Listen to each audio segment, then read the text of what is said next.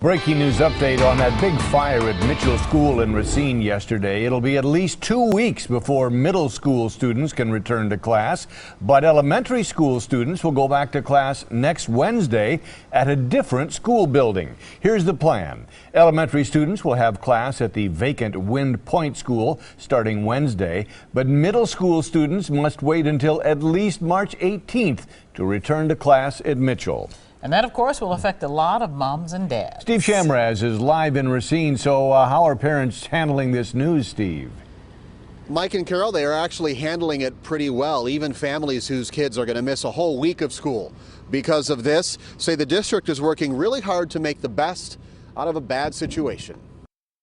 At a packed meeting about their future, even the kids of Mitchell Elementary and middle schools had their questions answered. Miss Woodring's turtle and Miss Benzo's snake and turtle are out of the building and they're safe.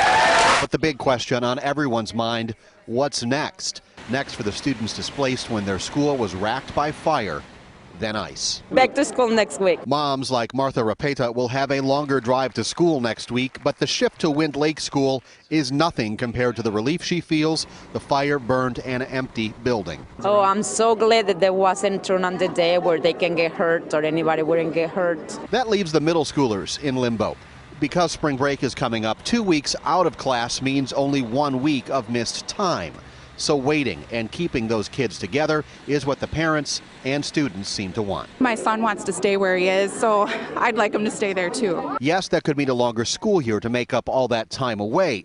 But after the couple of days this community has endured, they are willing to deal with it as it comes. I guess we'll find out if we have to make up the time, but we'll just do whatever it takes. So what will happen to the rest of the school year? That is an answer the district hopes to have sometime next week. Live in Racine tonight, Steve Shamraz, today's TMJ4. Well, thank goodness no people and no class pets were hurt in that fire. Thanks, Steve.